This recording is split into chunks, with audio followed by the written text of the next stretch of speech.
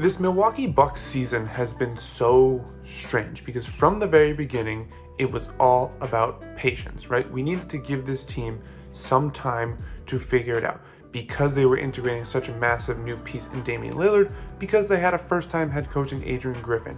It was all about patience. So through the early season highs, through the early season lows, it was all about, hey, this team is going to need some time to figure it out, so we can't really judge them, good or bad, based on what they're doing at this point in time. And then they fired Adrian Griffin, which felt like the right move. And then they brought in Doc Rivers, which felt like kind of the wrong move. But even though there were very valid criticisms about bringing in Doc Rivers, there was still this overall message of like, hey, we still have to give this team patience because the stuff on the court is still being figured out. Like Dame has certainly had a lot of ups and downs in his first year in Milwaukee, but also now, even more so, bringing in a new head coach who's going to implement an entire new system. Like, we got to sort of extend that runway a little bit more to give this team more patience to figure it out. So once again, whatever struggles they were going through, we ultimately weren't really able to judge them because, they're obviously still working through a whole bunch of stuff. But now they just lost to a Memphis Grizzlies team that didn't really have anyone playing.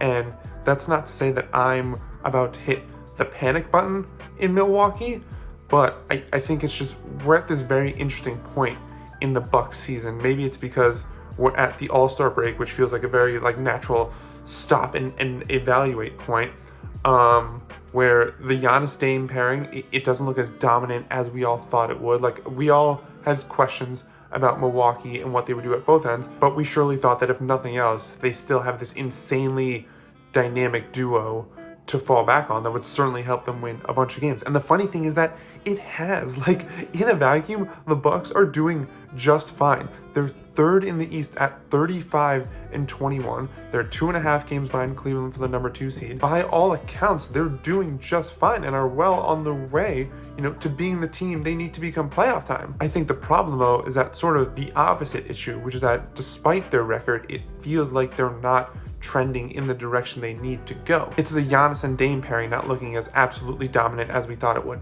It's the 3-10 record under Doc Rivers. I know Doc obviously has a lot to do in terms of implementing his new system and getting acclimated and figuring out what pieces he wants to use. But I'm sorry, 3-10 with this team, with those two guys leading the way, I'm sorry. There's like a few blown double-digit leads sprinkled in there, the classic Doc Rivers special. I'm sorry, 3-10, that's unacceptable. And for Doc to come out and say, yeah, some of the team was here, some of them were in Cabo, like, do you really think that's the kind of morale that this team needs right now, that they're going to want from their new head coach? Do you think that's the right way to build the right kind of chemistry? It's that. It's obviously the defense still has its struggles. It's losses like this one to the Grizzlies that have happened far too often for the Bucks. I guess my overall concern is that this team just seems to have more questions now than they did at the beginning of the season, and considering we're at the All-Star break, and after the All-Star break is where most teams start to make their real push for the playoffs, I guess I'm just not so optimistic about the Bucks' ability to figure it out and start trending in that right direction. I certainly hope I'm wrong, because I definitely want to see Giannis and Dame